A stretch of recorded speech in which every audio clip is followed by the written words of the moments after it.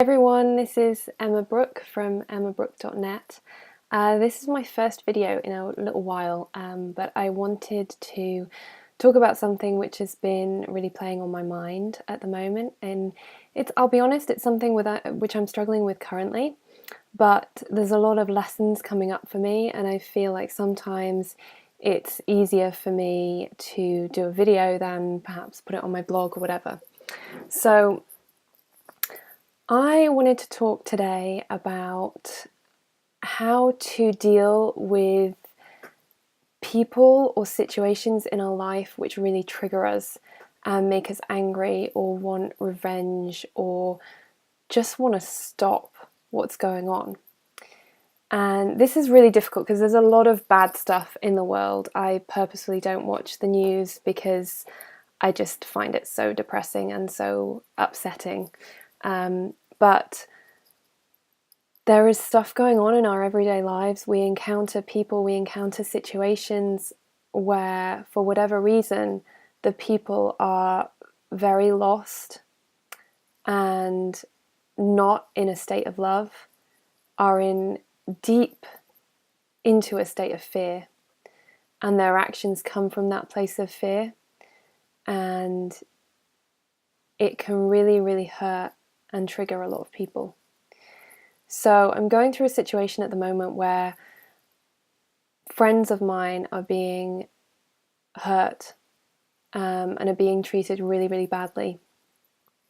And I have evidence that could potentially, I don't know, could potentially get to the person involved.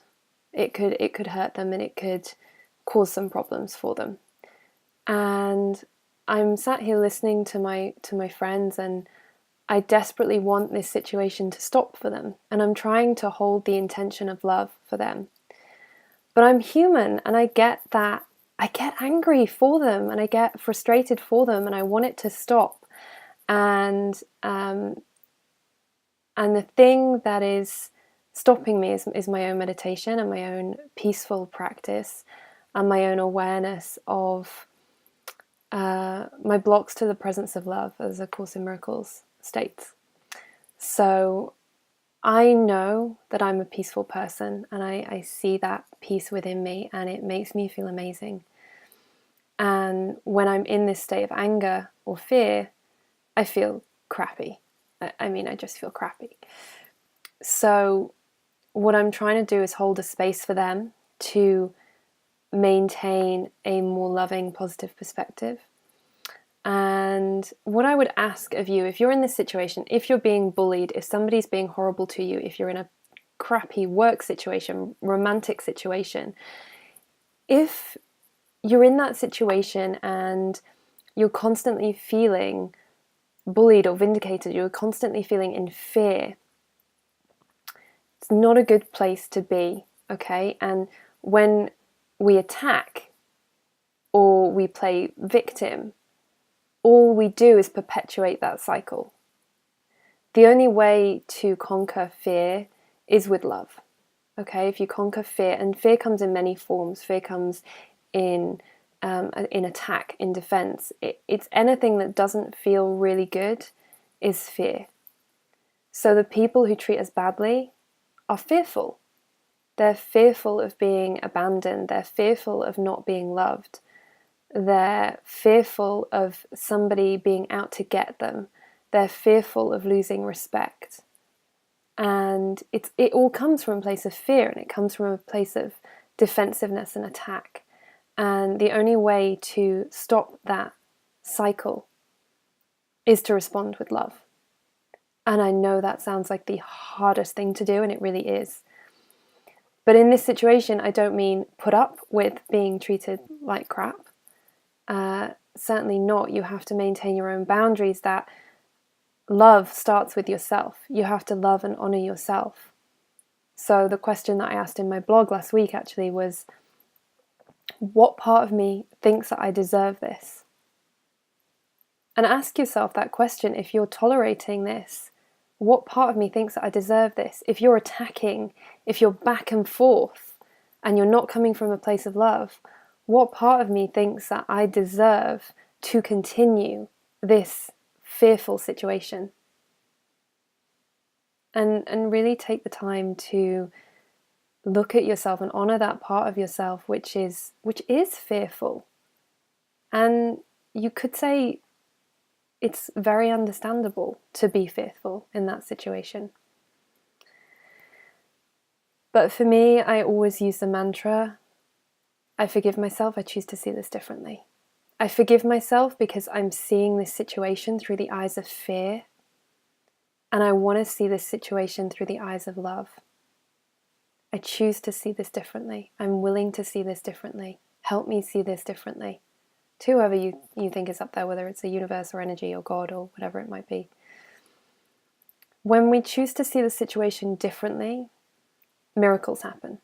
Okay, miracles occur and things change. And I actually, funnily enough, was listening to Gabrielle Bernstein this weekend, and she retold a story that I've heard many times from her, but it's very apt, and it's about one of her friends who's an advocate for many different things, and she does a lot of good work, but she had all these trolls online, like the people who just are out to get her, and haters and people spreading lies and malicious gossip. And she actually ended up hiring a team of people to trawl the internet, find these people and set them straight, or take the post down, or whatever it might be. And she ended up writing this manifesto of all the reasons why all these people were so wrong and why she was so right. And something made her call Gabby right before she hit send and sent it to her mailing list. And she told Gabby what was going on. And Gabby was like, and how does that feel, writing that manifesto? And she was like, oh, it feels shit. Like, it feels really crappy. And Gabby was like, right. She said, you're coming from the same place that they are. You're coming from a place of fear. She said, what would it be like if you just instead spent your energy spreading love and spreading your message and just not even thinking about the trolls? And she was like, oh, that would feel great. And so that's what she did, this army of people that she created to fight and to attack and to defend. She said, stop doing that. Actually, let's just spread a message of love and light. Let's spread my message. And it completely changed both the people who worked for her, who were obviously having a pretty crappy time. They spent their entire day fighting. And instead, they spent their day spreading a loving message and spreading joy. And the trolls just kind of faded away. When you don't get a reaction from somebody, eventually people get bored. And that's what happened in this situation. And it really reminded me to remain in this loving state. Okay, so I kept asking myself every time more information came up about what was going on to my friends and what was being done to them. I kept thinking, I need to do this. I need to release this evidence. I need to sort this out. I need to speak to this person and tell them what's been going on. And I really debated with that. But every time I thought about it, I asked myself, what's my intention here? And my intention was never love. My intention was always, I need to stop this. I need to put it right. I need to stop my friends being hurt. I need to attack in order to defend. And that just felt horrible. It really felt horrible. And so I've surrendered it up to the universe. And I've said, you know what, if you want me to do something, if you want me to act for you and from a place of love, then give me the opportunity. Send me a sign, send me a direct, something I cannot ignore. And then I'll do whatever you want, because it'll be coming from a place of love. But in the meantime, I'm just trying to take a step back and be a vessel for love for my friends, to try and be the light, to try and keep them positive, to focus them on their futures and their goals and what is great in their life, which there is plenty, and to just kind of let this person go, because karma is a bitch. And if we're if we're doing bad stuff, we feel bad. And that goes for the people that are attacking us. They might look like they're getting enjoyment out of this, but they're not happy. They're not truly happy. And if you can just focus on your own joy, then it really doesn't matter if they're happy or not. Recognize that the other person is you. Recognize that the other person is scared and upset too. And create your boundaries. Leave if you need to leave. If you can leave, get away from the situation. And really ask yourself why you're staying in that situation, okay? So if it's money, if it's a relationship, if you have a house together and or you have kids together or whatever it might be, is the worry of not having a house, or is the worry of potentially having to move back in with my parents, or is the worry of not having a job worse than how I feel right now? And if it isn't, then that's the way you need to go. Okay, so this is what I'm going through right now. This is what I want to share with you, because these are my learning experiences. These are my spiritual assignments. These are the things that come up to challenge me and to test me and to take me another level deeper on my spiritual quest.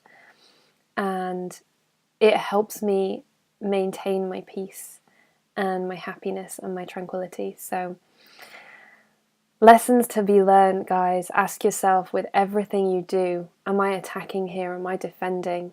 What is my intention? If my intention is anything less than loving, pause, stop. Ask for guidance. Okay, wait till your intention is a loving one, because otherwise it will never feel good. I would love to hear your thoughts. Please comment below, or you can email me at emma@emmabrook.net. And I look forward to hearing from you soon. Take care. Bye.